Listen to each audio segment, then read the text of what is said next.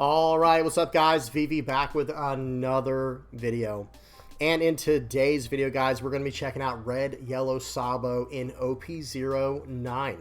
Now, I know everyone's like, well, wait a minute. We just got to OP08 in the West. We need our deck list for OP08. Don't worry. That's coming out on Friday, guys, because that's when OP08 officially hits over here in the West, right? That's when it's totally legal. And I want to give you guys that deck list probably on Friday, like I said.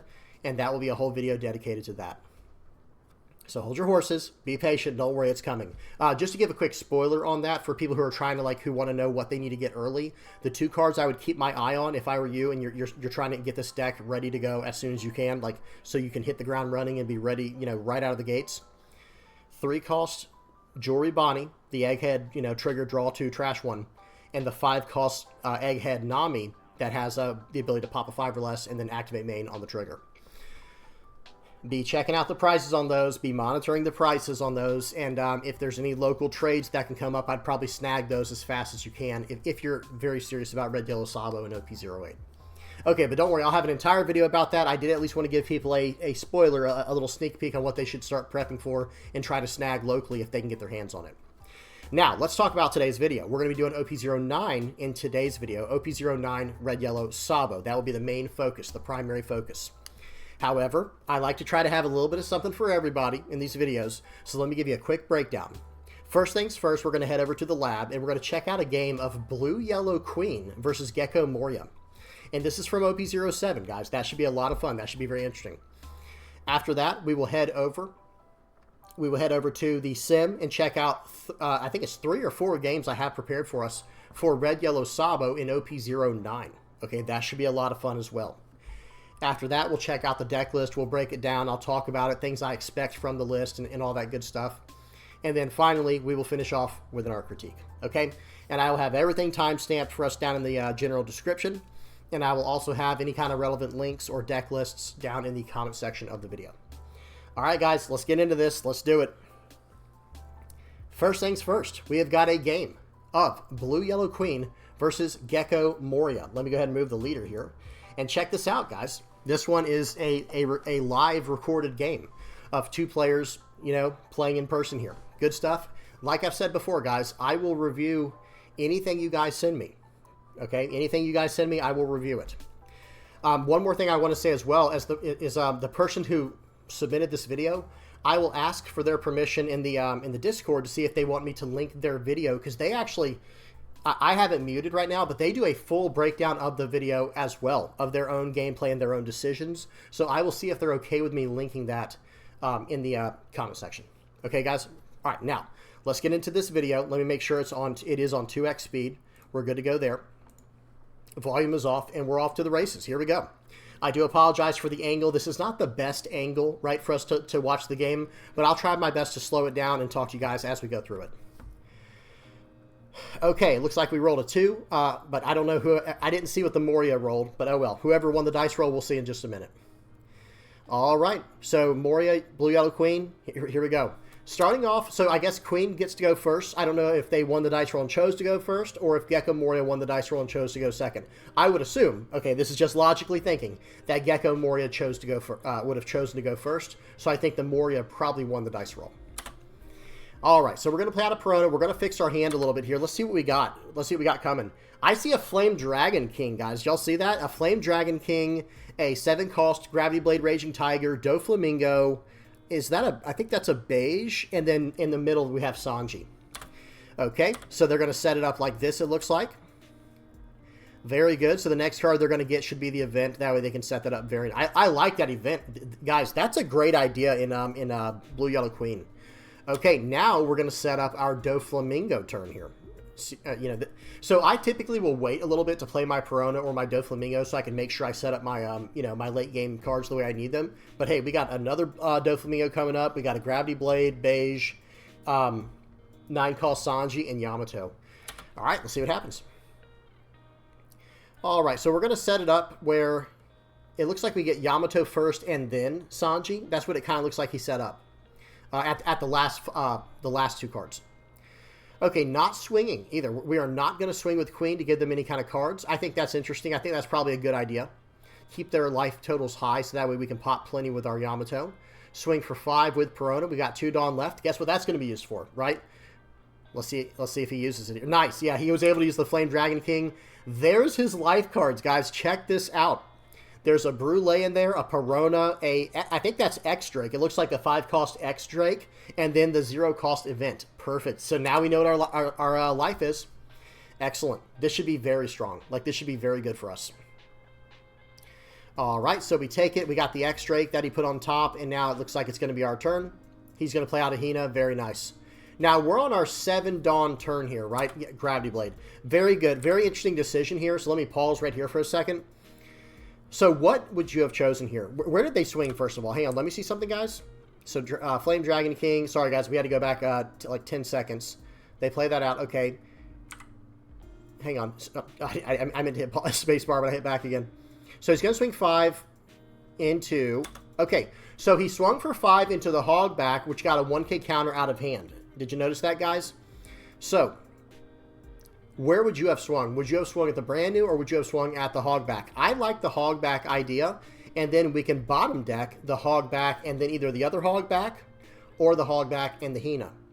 Hina has utility in the deck, but we have not seen an Absalom just yet, and unfortunately we can't see their trash. But hey, let's see what happens here. He chooses to get the Hina and the hogback. Very good. That was our 7 Dawn turn. Just have to slow them down. We're both at 3 life right now. The blue-yellow queen player just has to slow them down a little bit. Okay, go ahead and play out the Perona. Very nice. And I'm very curious to see what happens here, because don't we have a Yamato coming up from the top of our life? We're about to find out right now. Or not from the top of our life, excuse me, guys. I'm going to say the top of our deck. Okay, so we have a beige in hand. I can't see what we drew.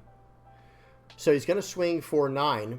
Or for 5, excuse me. He's going to swing for 5. Yes, we did. Excellent. Okay, so there was one more card until we got to Yamato. So we're down to 2 life. I guess we could have taken life a little more aggressively this game to get the full value for the Yamato. But hey, you know, if it works, it works. You're going to still be able to pop something here. He's going to choose to pop the hogback, which is very interesting. I'm surprised he didn't choose to pop the Perona, because Perona, for those who are not aware, he hit us with a Perona last turn, I think it was. Let me go back real quick, guys. I do apologize. Yeah, I think it was this turn. Yeah, he played out the Perona, and that just helps us lose cards from our hand. That does not hurt the blue-yellow queen player the way you might think it hurts it, or in the way that it hurts normal decks. They're actually fine with doing that. Okay, so then they play out the popping the hog back. That's probably a fine decision. There probably wasn't a right or wrong decision there. I would just, excuse me, because we can't see their trash, I would rather have hit the Perona, because your hand size is about to be like perpetually under 4, right? So that way you can get your leader effect and your going and all that. For those who are not aware what the leader does, what Queen does for their leader effect, it has, you know, attach 1 Dawn and then attack, and then if you have an 8 or higher character on the board, like an 8 cost or higher character on the board, and then if you have 4 or less cards in your hand plus life, then you can gain a life. Otherwise, if you don't have the character down, you can still draw a card. But if you have the 8 cost or higher character down, you can actually gain a life if you meet those, you know, stipulations. Okay, so here we go. Whoops, he accidentally dropped the 0 cost event, so his opponent knows about that. We get a Brûlé. We knew that was there. We set it there. They're going to swing for 5. That's a perfect attack for us. Nice. We can trash our whole hand like this. This is actually so ideal for us, guys. Like, as a blue-yellow queen, yeah, for the blue-yellow queen player, it's actually so nice for them. Okay. Keep their hand size low, get out of all the attacks for the turn. You can have Borsalino. Oh, they played out Gecko Moria, excuse me. Gecko Moria gets back Borsalino and a brand new.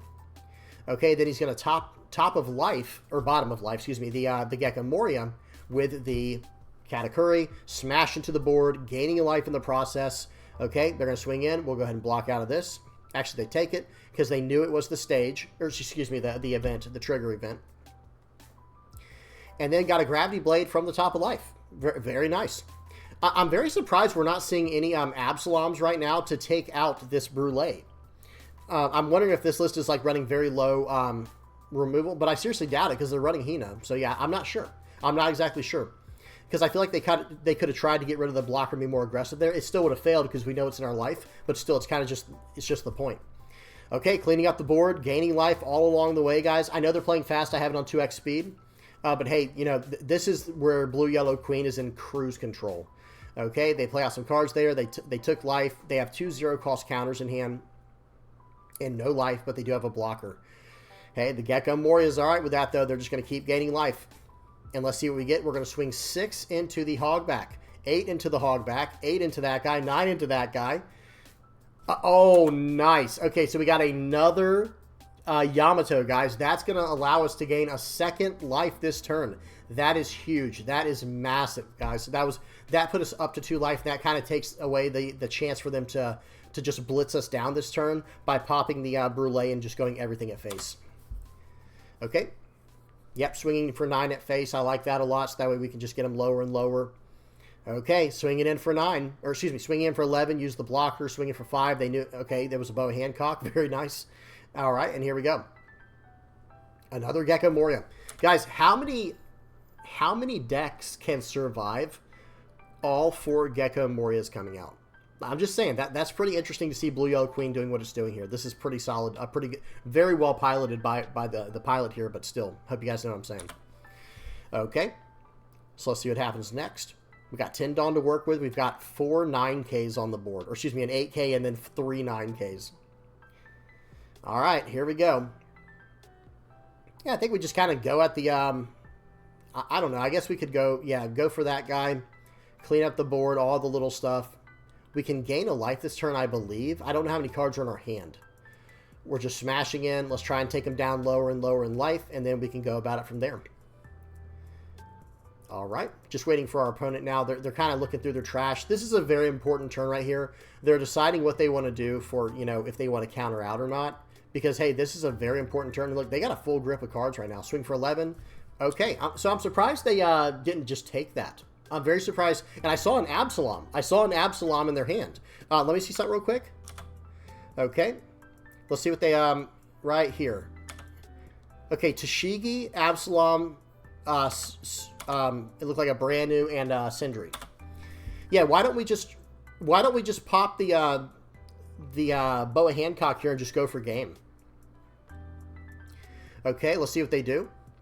Just waiting for our opponent, or for the Gecko Moria player to see how they want to approach this.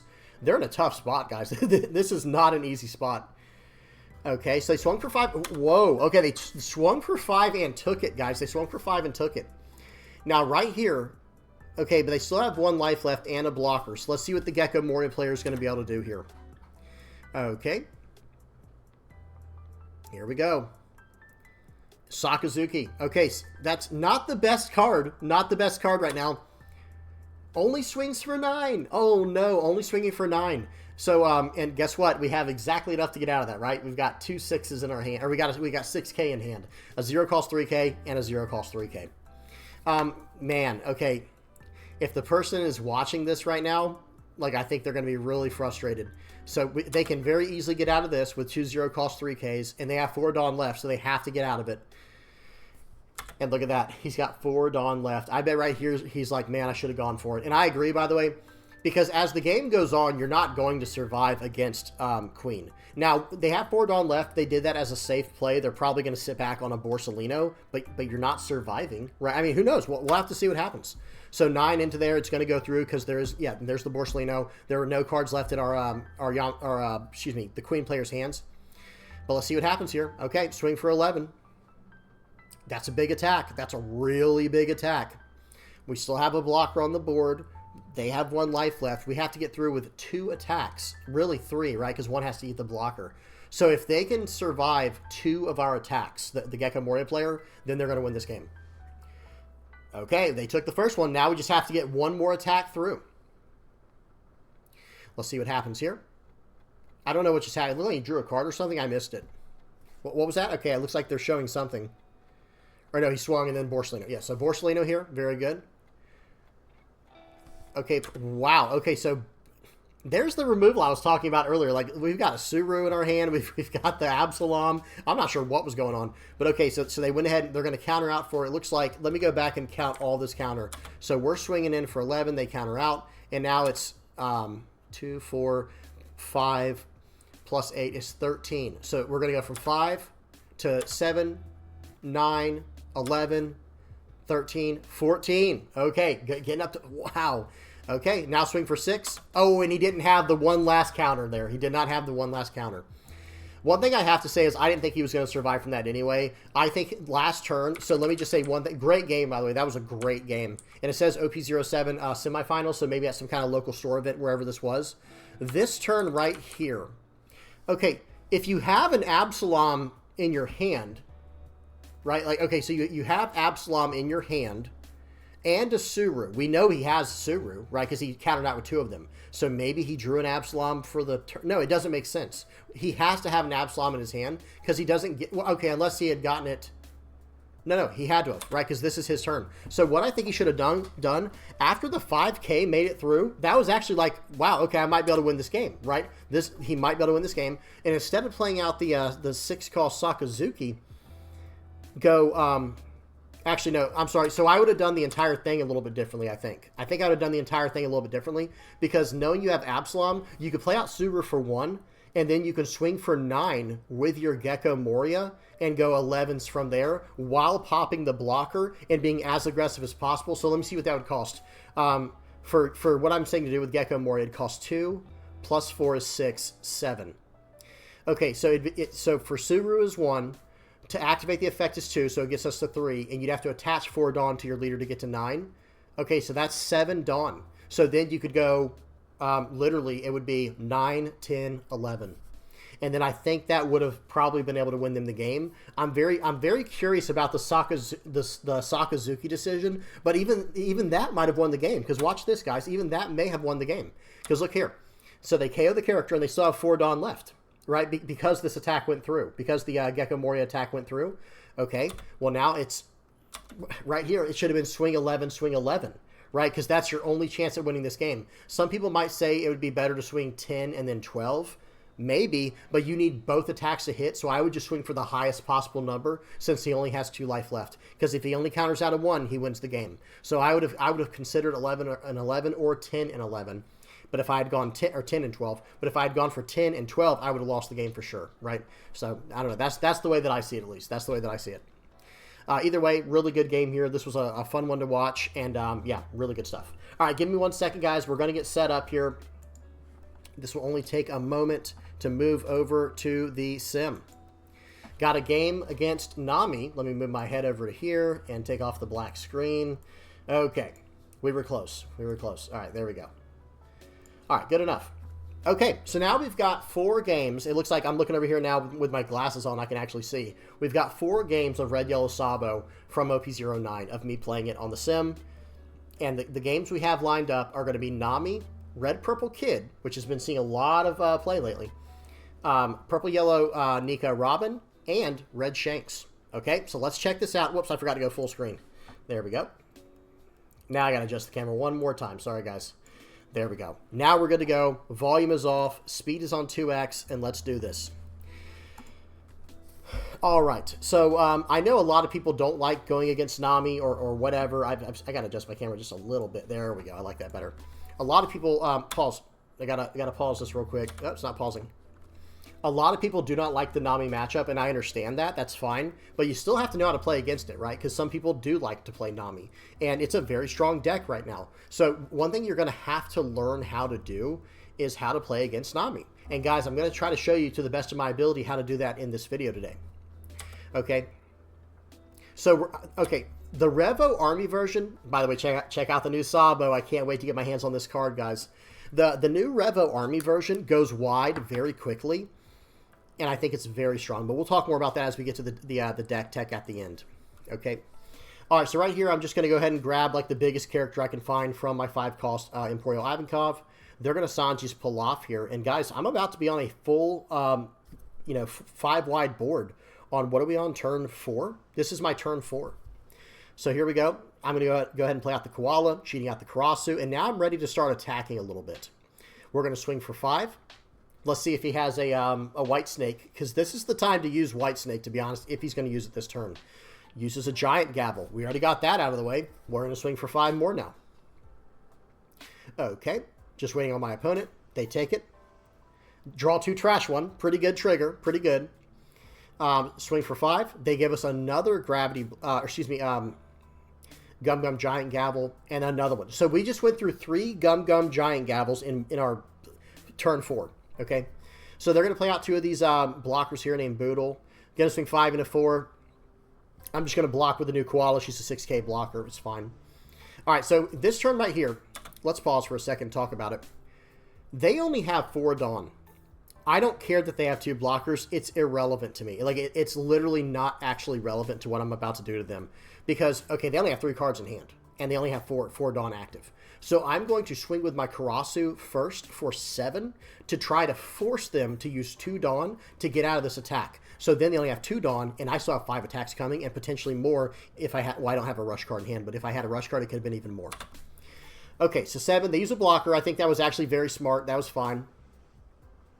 Okay, so they're a 4K leader this turn. Let's see what we do here. I'm trying to do a little bit of math. I don't want to blunder this too bad. I'll swing for 6 there. They give me the other blocker. I'm like, okay, well, we'll just keep swinging for 6s, I guess. I guess we'll just keep swinging for 6s, and it's just going through, guys. It just keeps going through. They got another draw 2 trash 1 trigger from their life. Seems good. We'll swing for 6 more.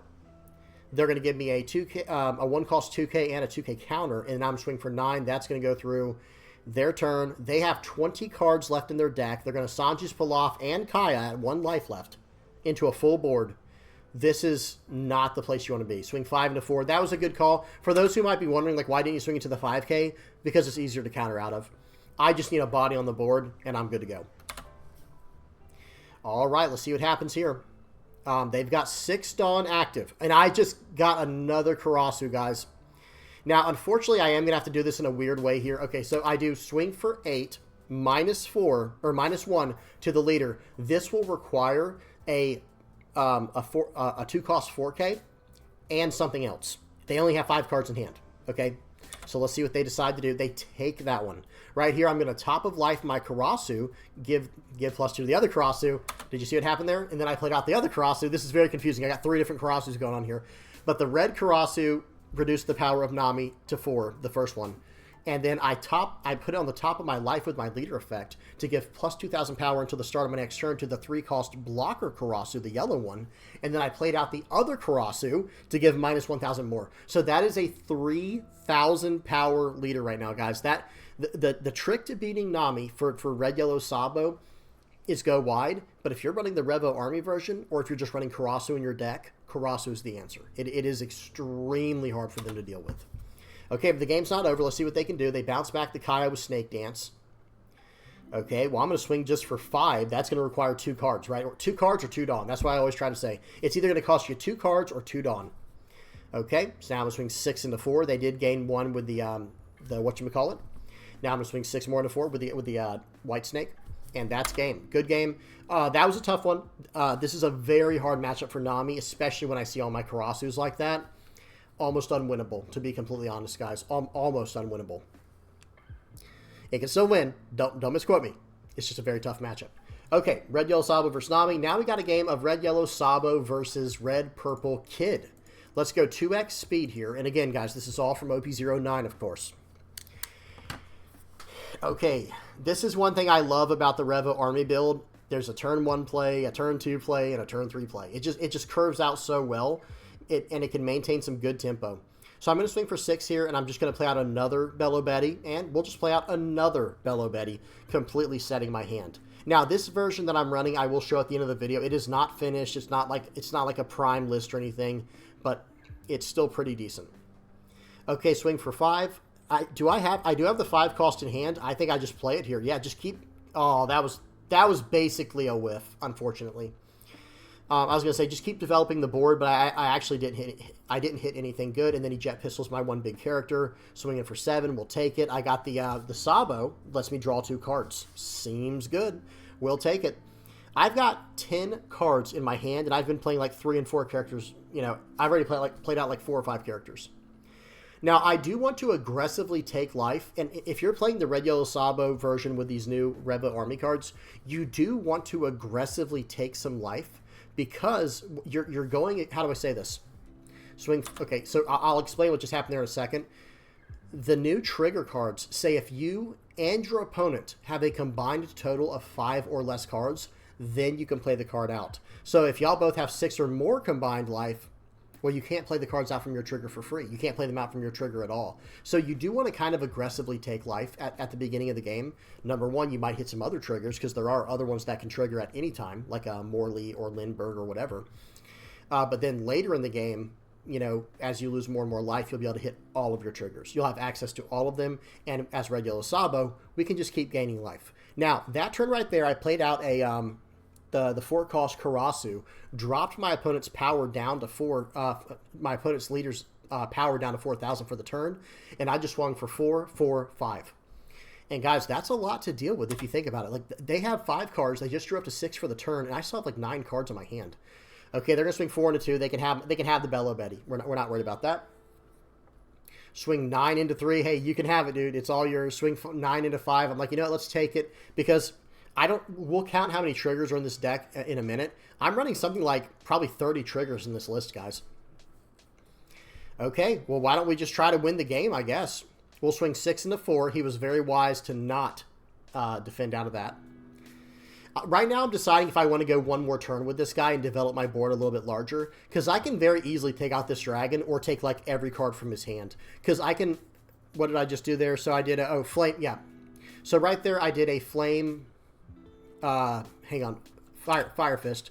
I'm doing a little bit of math right now. Unfortunately, this is 1,000 power away from being incredible, right? Where I could double over with my my 4-cost Lindbergh. Lindbergh, for those who are not aware, if Lindbergh has a when attacking that says if you have 7,000 power or more, you can KO a character that has 3,000 power or less on the field.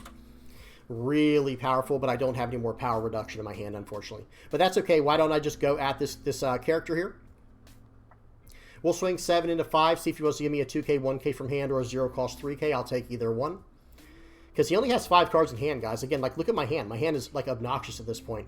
So now we're going to swing in with Karasu for 7, take him down to 4, and we're probably just going to develop out another body here. We'll get out the Bello Betty, which draws a card. Again, just constant card draw, constant card replacement with Bello Betties, the 5-cost Emperor Ivankov, the new 3-cost Bello Betty. It's really doing it's doing a lot of work right now. Okay, so they establish a blocker.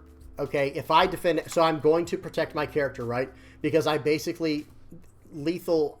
How do I say this? Lethal is like right around the corner. I can easily get to lethal, so I'm going to start defending my characters now.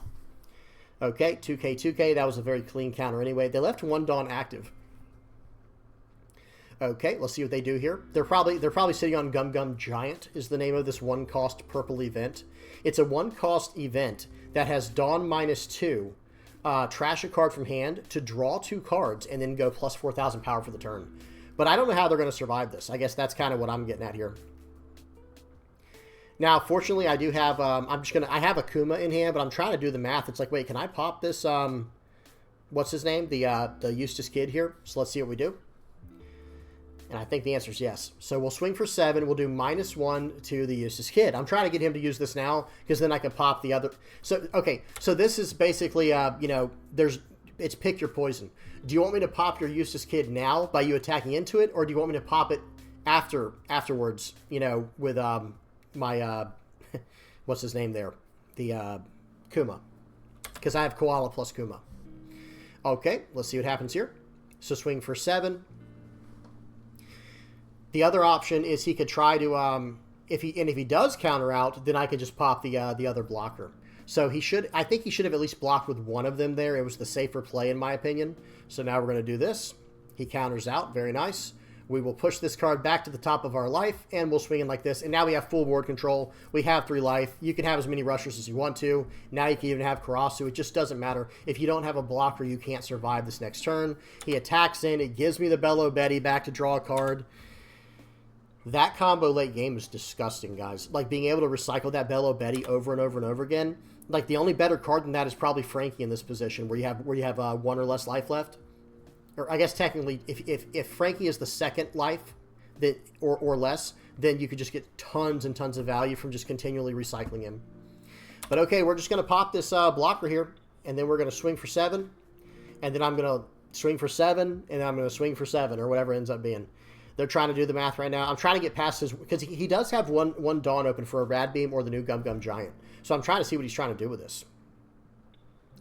Okay, we're just waiting for our opponent here, but I don't think there's a way to get out of this. So it would cost a 2K, 1K to get out of this. Yeah, okay, and he didn't even have the event. He was just bluffing it, which is a smart thing to do, but he couldn't get out of it. He had some gas in hand, guys, but he needed counters here. He needed counters. All right, we got 2 more games, guys. We got 2 more games. I love talking about Red Yellow Sabo, guys. It is my absolute favorite list right now. Okay, 2x speed. Volume is off. Here we go. Now, some people might be thinking that Nico Robin is like a counter to this deck, and I would say yes and no. I would say yes, it is, in the sense that you could very easily, you know, hit me with Banish, like right here, swinging for 9. I'm just going to take this. I don't even care. Like, I don't even care. I'm just going to take it and go down to 3, because I can gain life over the course of this game very easily. So I'm just going to focus on developing the board here. That was a nice interaction with that new Koala, guys. I want to get my hands on that the promo Koala on the board. It's basically like the starter deck Nami for Revo Army that can attach Arrested Dawn to one of your characters or leaders. Activate main once per turn. So I played out on a 5 Dawn turn. I played out my 4-cost Ivankov, attached a Dawn to it for the turn, and then attached a Dawn to it, Arrested Dawn to it with the Koala. And now I'm going to be able to cheat out a Karasu. Okay, their turn. I didn't even use the effect because it doesn't matter. It's in a turn. So they're going to swing for 7. Just take it. It's fine with me. It's fine with me. He pops my character with the Nami. That's pretty annoying, I will say, the Nami there. But hey, we've got ways to deal with it. Since we are at a combined total of 5 or less life, I can very easily get rid of this this Nami. And I'm going to try to use as much Dawn as I can here. I cheat it out like that. Swing for 7. Now, let's go ahead and swing for 8. I should have done the... oh, excuse me. I was going to say I should have... Pause. I should have actually, I don't know why he popped that character. Oh, I only have to, that's, okay. Hey, I'm smarter than I thought, guys, especially, it's hard for me to remember what I was doing at the exact time, but I was trying to play around Yamato. That was the entire purpose of that. That's why I didn't push back my, that's why I did not push back my Ivankov. Okay, they're going to swing for 5 now. Unfortunately, we are going to have to take it because we have no counter in hand, which happens. Okay, so right here, I'm trying to do a little bit of math. Let's see how we're going to handle this. I think we're going to have to play out the Koala here. So let me pause and read what she does here. Hang on. Let me go back just a smidge where I had a better picture of her. Play. Okay. Whoops. It froze up on me. There we go. Okay. So this is what Koala does. I want to read it verbatim here for y'all so y'all can know exactly how it works. It's a 6-cost, 6,000 power blocker for Revo Army. That's all fine stats. It's not incredible, to be honest. It's too bad it's not a 6-cost 7K, but it's still very strong. But listen to the on play. You may add the top or bottom card of your life to your hand, and then play up to 1 cost 4 or less Revo Army character from your hand and draw 1 card. So you see what's going on there. You're playing out this 6-cost 6K body. You're taking a card from your life and playing out a card from your hand, and then you're drawing a card as well. And because she's a 6-cost 6K, attach 1 Dawn, and you can throw her right back into life if you need to. Okay, we'll see what happens here. Yep, play it out. I get a Karasu. Seems good. We'll take it every single time. And now what I'm going to be able to do... Hang on. Yeah, let me make sure I do this correctly. Swing for 6. And now attach 7 to this guy. And attach 1 more. We might as well attach 1 more with our Koala. Oh, well, we didn't. So we swing for 7 there. They have to give me a bunch of 1K counters. Sure. Then we're going to life this character and give our blocker plus 2,000. Okay? So with the Imperial Ivankov, I was able to cheat out a 5,000 power or less Revo Army character. And then since it was at cost 7, or excuse me, since it was it cost 3 or more, and it was at 7,000 power or more, I was able to push it back to my life, and now I can buff the character until the start of my next turn. I have an 8,000 power blocker on the board right now. Seems good. And 1 life. And my board's completely full, to be honest. Okay, they're going to give me more life. We will take that. They give me the Koala. Swing in for 6 here. That's unfortunate. That is unfortunate that I couldn't counter out of that. And then they don't attack with the Yamato. I think they should have attacked with Yamato. That's just me personally. But at the same time, there's also the argument that I could just go for game right now, right? Like, we'll have to see what happens. They're not in a great position. We're going to say that right now. Okay. Yeah, I like to swing for 7 here. I don't know what I choose to do, but I think swing for 7 is the right call. Leave a little bit of Dawn active. And if I actually want to go for game, I should have played out the Karasu anyway. Okay. Tropical. I don't know what they just did. Was that like Tropical Torment? Oh, they got Nico Robin. Oh, man. And then they were able to push their life up even further with Nico Olvia. Okay, well, now they're a 7,000 power leader. Not exactly what we want to see here. But hey, let's go for it. So what I decided to do here is I'm going to push this guy back to life. I'm going to go 9,000 into 7, and then we're going everything else on the leader. GG, they had no counter power left in hand. So that was a good play that they had there. But I think, I guess it didn't matter in the end, them attacking into my life. But think about it like this. What if because his character was sideways right there, maybe I would have actually gone for the character instead of life as like a more safe play, quote unquote. But hey, who knows? It all depends on the situation. Okay, really good game there. Nico Robin, I do like that deck quite a bit. I don't think I'd be building it this tall, guys. They built this deck so top heavy. I think I'm going to build it way lower to the ground. All right, last game, guys. We got a game against Shanks. That's right, the new red Shanks from OP09. Oh gosh, this is a 20-minute game, guys. This is a 20-minute game. It's on 2x speed. I'll try not to stop it at all. And we're on 2x speed, like I said. But guys, look at my start. This is an excellent hand here for me, guys. Play out the Bello Betty. I'm gonna get what I need out of here. I favored the Lindbergh over the Koala. I don't know if that was the right call looking back though, because you'll see as the game goes on. Okay, so they went first, by the way. They're gonna swing for 5 here. They're gonna play out a Baccarat. This is like a film version of Shanks, or like some kind of film variant. All right, right there I get the Bello Betty, but it's I can't use it yet. Our life totals are too high. All right, so we'll swing for 5. Let them. Hey, if they want to give me cards from hand, or if they want to take life, both are working in my favor.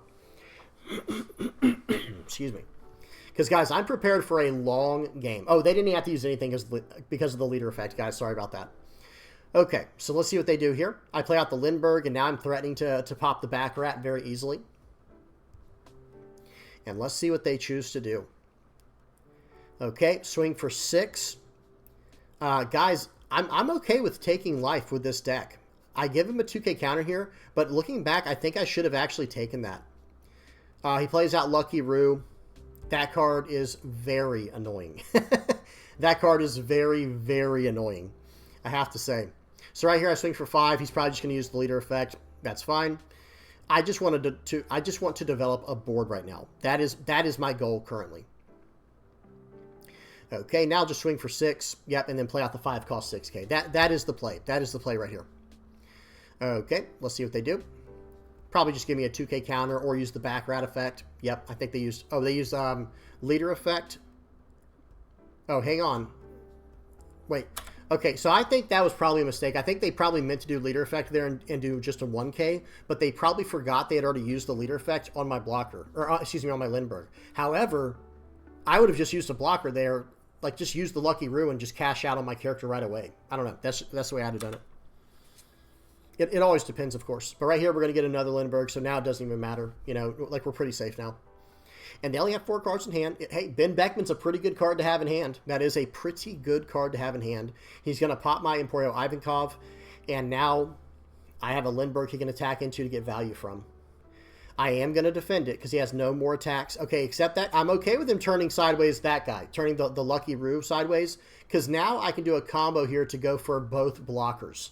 Okay, and I think that's, if I remember correctly, that is what I do here. I'm just trying to do a little bit of math. So we'll do, yep, so I should grab the Emporio Ivankov. Absolutely. I don't remember what I do here, guys. I'm taking a long time, and it's scaring me. I get the Koala. Ugh, not a big fan of that one. Not a big fan of that. Okay, so we're going to do -4. Okay, I guess that's not too bad. That's not too bad, actually. We will swing for, it looks like 8, maybe 7. No, 8. 8 is the right call because of playing around the leader effect. But that's okay. We'll do this. Maybe he'll use leader effect and give me a 2K counter. I wouldn't be opposed to that either. I will take that as well, for sure. Okay. I don't know if this guy knows how to play against Sabo, but I would have taken it just like he did and KO'd. Yes, exactly. So this guy knows what he's doing. That was the correct play there, because if he didn't do that, then I'm just going to gain a life from that character and buff my other Lindbergh. You see what I'm saying? So that was well played, at least in my opinion. Okay, so we'll swing for 5 here. I think I'm going to swing for 5 3 times. I think that's my my plan here. Or actually, excuse me, play out the Morley. That makes way more sense. Watch me just like swing 5, like I said, though. Because that would have been kind of good, too. Just swinging 5 2 more times. eating up the board, giving him targets on the board to attack that I don't really care about anymore. That would have been fine. All right, that was not a card we wanted to see. Rayleigh was not a card that we wanted to see, guys. That's for sure. That card is so powerful. He pops my Lindenberg, swing for 5. I'm just going to take it. I need to start. I think I should have taken 1 life more aggressively earlier anyway. So let's see what they do here. Or let's see what we do. All right. I have Emporio Ivankov. I'd say just slam it. Like, we're kind of at a point in the game where I think if I just keep recycling my Emporio Ivankovs, that's like the best way for me to just win this game. Which might be a strategy against Shanks. We'll have to see what happens. Do you guys see what I'm saying? Like, play out the Emporio Ivankov, which gives me a top 3 search to play out a character that I want. Then I gain a life with the Ivankov using my leader effect, and I can keep my board strong and all that good stuff. Okay, that was pure observation hockey, you know, sixth sense intuition right there, where I was like, you know what? I'm going to play out a Koala. We're going to go minus 3,000 power for the turn to the Baccarat, and then I'm going to see what I can get off the top of my deck, the top 3 cards of my deck, with my Ivankov. And we actually got a card that could pop it. We'll take it every single time. So right here, here's what I'm saying. I don't remember what I do here, but I actually think it'd be smart for me to swing for 7 into the leader here. They're going to minus 4,000. Okay.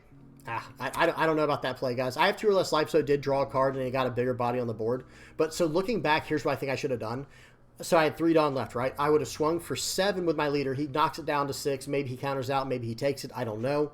But then I put 1 Dawn on my Ivankov, and I just throw it into life. And I dare him to attack enemy, so I could just keep getting more and more value from that card every turn. It's a free card every single turn, plus life. You know what I mean? It's very, very strong. So in this deck, you know, in Red, Yellow, Sabo, it's like a loop deck, right? It's like loop.deck, where, okay, you can loop rushers, you can loop triggers, or you can loop cards like Ivankov that can generate you advantages in that way. Okay, very nice, but unfortunately, I can't activate the trigger because they're at 5 life and I'm at 1, so we're at 6. We have to be at 5 or less combined. Okay, so I go ahead and give him this counter because I have another Bello Betty on the board. All right, so what do we do here, right? What do we do? I'm really tempted to play out this Sabo. That seems like a strong play, because the idea is this: I could play out the Sabo, and then life it, and then I could do plus 2,000 power to my Emporio Ivankov and threaten his Rayleigh. But I think no matter what we do here, we have to go for the Rayleigh. We can't just go for game yet. I know it seems like maybe we should just try to go for game real quick. I don't think we can. I don't think it's the right play. So I'm gonna swing 10 into 8. This will cost 2 cards from hand. Oh, actually, it'll cost just 1 card now. Man, that effect is so strong, guys. That leader effect is just insane. But now, let's see if he has another 2K, 1K, and then he would be able to save it. He miscounted. That was on him right there, guys. He didn't have enough to save it, so he lost both cards in the process. I don't know what he was thinking, because, I mean, it says the numbers on your screen. You know what I mean? But hey, that was a blunder. It happens. This was a tight game, guys. I mean, look, remember, we're almost 12 minutes into this game of just hardcore, you know, going back and forth and just, you know, going at it. But hey, that was a mistake, and this guy had been playing flawlessly up to that point, so you hate to see that. So swing for 12 there. Going to get that back. Now I can actually use that to play Bello Betty out and draw cards, generating some massive value now. Guys, one thing, I'll talk about it more when we get to the video. I'm sorry, guys. I know I said I wouldn't pause this. I've already paused like 5 times and given like 3 speeches. But hear me out real quick, guys. That new Bello Betty, late game, when both you and your opponent are at 5 or less life altogether, it is a pure value machine, because you're going to generate a life with it, right? You'll attach 3 Dawn, swing for 7, throw it back to life, and then when they attack, it goes right back into playing your draw card. It is a very high value card. Okay, I mean, 11 into 5. There's not a whole lot I can do against that, and he's got 4 Dawn left. He plays out a Building Snake and a Hongo. I don't think that's a great play personally, because now I can go for his Shanks. And as long as I can gain a life after this, I do have some decent stuff, you know, to keep me in this game. Okay. Let's see what we choose to do here. I don't remember, guys. I'm not going to lie. I don't remember. All right, here we go. I think I just play out the Koala here and go for the Shanks. I think that's the right call. So that way I can do everything I need to. It'll be 2 Dawn for that. 1 Dawn on my leaders, 3. And then I'll be able to swing everything in here. Should be able to go into... So, wait. I'm like, wait, what do I do here? I'm like, okay, I'm trying to make it as fancy as I can, but I don't think it's worth being fancy. Swing for 5. Let's see if he does his leader effect. I'm like, thank you very much. Okay. He should not have used his leader effect there, guys. I'm just going to be honest. Because now I can do things in this way.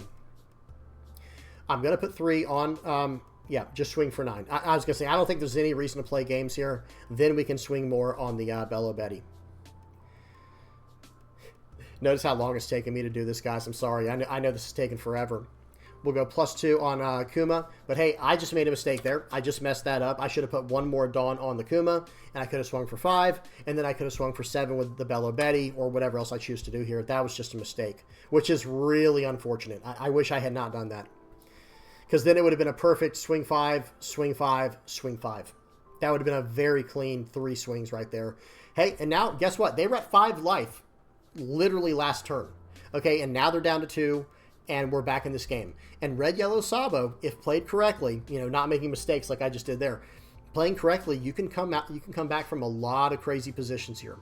And of course, a lot of people will probably be saying, like, yeah, but what if he had gotten the Ben Beckman down? That would have changed everything. It would have. It definitely would have changed things. But, you know, that's not to say I couldn't have got out of that. You know, it all depends on what they would have done.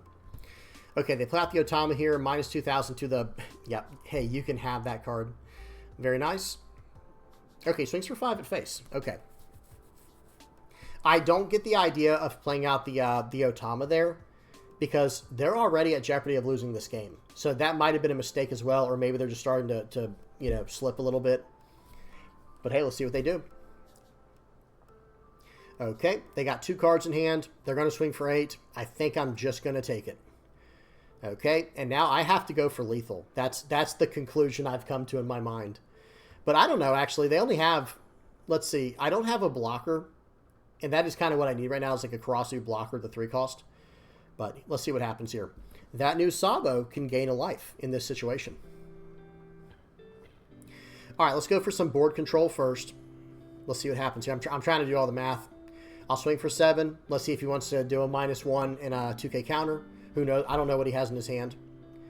Okay, he takes it. He does take the hit there. That makes me kind of consider going for lethal here, you know?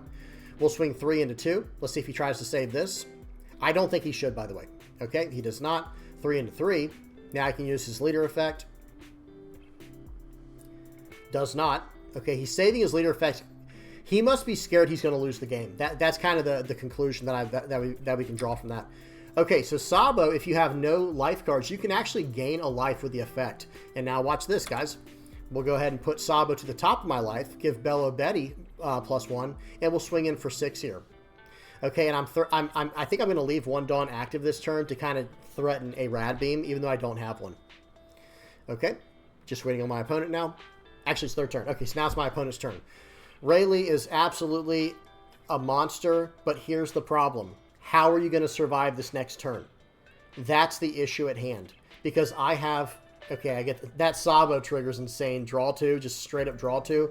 But hey, swing 15, and that's going to be a wrap. They only have 4 cards in hand. They have no Dawn active. They can't get out of it. And they only had a 2K and a 1K in hand anyway. Good game. That was a lot of fun. Shanks seems really strong. I thought that was going to be a filmed version at first. Nope, that seemed pretty normal to me. Good stuff. All right, let's go ahead and check out the deck list now, guys. So here's what we're messing around with currently. Again, this is not finished. This is not revised or anything like that. It's just first impression style, right? After seeing those games, I think going up to 4 of these might be the way to go. The blocker is very, very handy. Okay, that's the only way I know how to say it. Having a blocker is very nice. And notice all the 2 of cards. These are cards I'm testing in the list before I commit to one of them. I liked the Kuma. This card was able to help me out big time. I like the Lindbergh. I liked the Inazuma. Inazuma might not be as important in this kind of list. It might not be, but hey, getting banished is always strong, and he's a 1K counter in hand. It might still be worth running. What else? The new 2K counter's been really good. This is just so... I mean, I didn't actually get it into play from anything just yet, like from my testing, but having a 4-cost 5K 2K counter that comes into play if you and your opponent have 5 or less life altogether, so good. So good, guys. Okay, what else? Sabo has been pretty good. I was actually kind of down on this card at first, but after seeing it like in that last game, it probably won me that last game, to be honest. Being able to go up 2 life, he no longer had the chance to try to just go all the way through, you know, with a double attack. But yeah, other than that, guys, everything else is pretty straightforward. The card that absolutely shines in here is this card right here. Guys, once you turn on the, once you activate what Bello Betty does, where you can on play, if you have 2 or less life, draw a card. So when you're at 2 or less life, and the life between you and your opponent is 5 or less, the amount of value that this card generates is actually unbelievable, right? It's actually out of control, and we like to see that. We do like to see that. But again, this is a Revo Army version of Red Yellow Sabo. At the end of this week or at the beginning of next week, I will be putting out an OP08 version, and this one's OP09 we're looking at, but I will be putting out an OP08 version for Red Yellow Sabo, guys. Really good stuff there. And the cards I think you should consider looking at locally soon, if you're really serious about Red Yellow Sabo. Let me type in Egghead. The cards I would be looking at are these 2 right here. If you are serious about Red Yellow Sabo and you're looking forward to what I have that I've been cooking up, Jewelry Bonnie just came out in OP08, and so did Nami. I would start asking around for these locally, or wait for them to hit a reasonable price on TCG Player. I will be doing a market watch in 5 days as well. So there's a lot coming up, guys. We're going to be staying busy on the channel, but I do think that the way going forward with Red Yellow Sabo in OP08, remember what you just saw today, guys. These are all OP09 cards, all these yellow cards, so we can't even use these.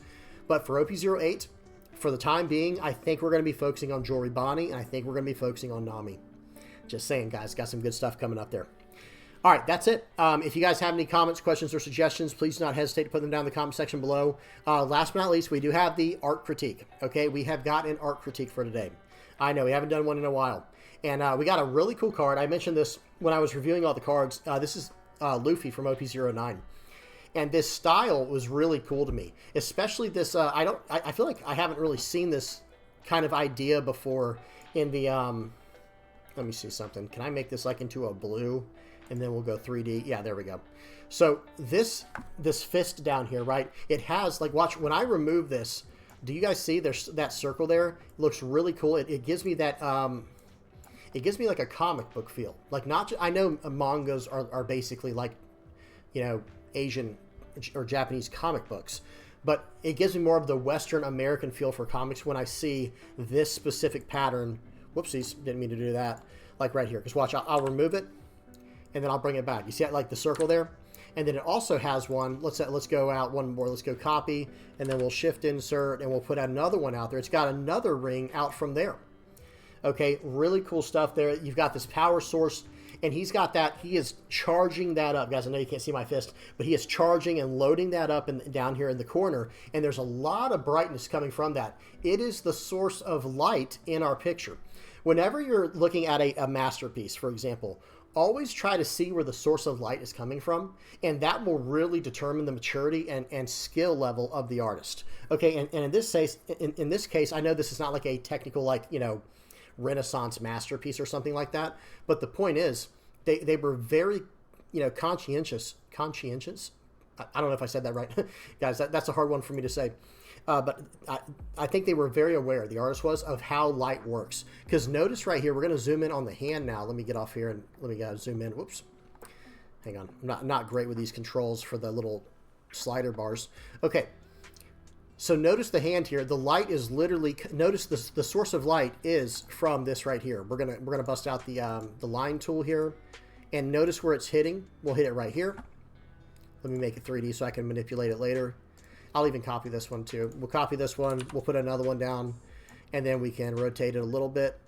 Yep, to here, and we also got to drag it out. There we go. So notice where the light is hitting. The way it's hitting the palm is actually really interesting. Let me put one more in. I want to do one more. Y'all bear with me, guys. I know I'm kind of just talking to myself right now, but it is kind of relevant to what we're doing here. We'll go like this, and then we'll stretch it all the way out. So notice where the light's hitting, and it gives it a three-dimensional feeling. It gives it a three-dimensional feel. Really good stuff there. On top of that, notice one thing that's kind of, how do I say this? Let me remove the blue stuff real quick so we can see it better. Get that. There we go.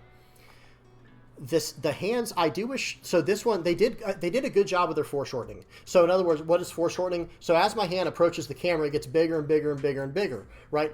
Okay, with this one, I wish they had done a little bit more to make either this hand a little bit smaller or this hand ever so slightly bigger. Because again, that's a technique you see a lot of these artists do, where you have like the hand in the front that's doing something, and then the hand in the back that's doing another thing, right? Like in this case, this hand's getting ready and this hand's loading up. And notice the difference in the size of my hands here, right?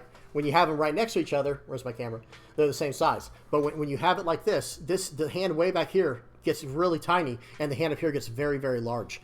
And with this one, I think they had an opportunity to do that, but they didn't fully capitalize on it. However, there are, you know, perspective does play a role in this, and it is hard to balance that to make it not look ridiculous, right? Where one hand is just way too big. I think they did a really good job on it altogether, though. Okay, what else? Let's go ahead and go around the piece here. I really like this piece. All right. So it looks like, by the way, the palette here, guys, orange, yellow, red, and it's got some black in there as well for the accents, for the for that Conqueror's hockey, and for the line work. The line work is incredible. Oh, let's talk about the face for a second. So this face, notice the mouth. You know, there's a lot of emotion and energy. This is a very dynamic piece, obviously, right? That goes without saying. It's not static. It's not very boring and someone just standing there like this. No, this guy, you know, he's got the one fist cocked back and his mouth is open. He's just like, you know, he's like, the hand's like, he's just going in like that. It just looks awesome. And that is not easy to capture. Okay, so this artist here, let's see if we can kind of read their name a little bit. I hate when we can't see their name because I always try to give the artist some credit. Let me look it up over here. I'll try and find their name real quick. I have it open on the other screen. It kind of looks like Akagishi or something. Let me see. We'll find it. Don't worry, guys. Okay. Got to turn my phone off real quick. Sorry, hang up on that person, whoever they are. Okay, I can't find it for some reason. Well, whatever the name is, we'll have to find it. Why can't I find it? That's so strange. Let me go to OP09, and I'm just going to get rid of this, go to purple. This will find it. Here we go. Okay, we found it. Sorry about that, guys. So if I zoom in on my other screen here, yeah, the name is Akagishi, A-K-A-G-I-S-H-I, and the way that they did this piece is just excellent, guys. They did such an incredible job on it. Really good stuff there. Okay, I don't want to talk too much about it. Love the color palette. It's an extremely intense piece. A lot of bright stuff going on. A lot of contrasting colors to really emphasize all the line work and make this pop. The foreshortening's done just right, even though it looks a little bit, you know, like a little bit off. It still looks very good. The composition is strong. We got the circle back here. And as with everything, guys, you know, everything is always angled in a certain way. We can actually use this one for this tool. Okay, let's go like this. Yep, there we go.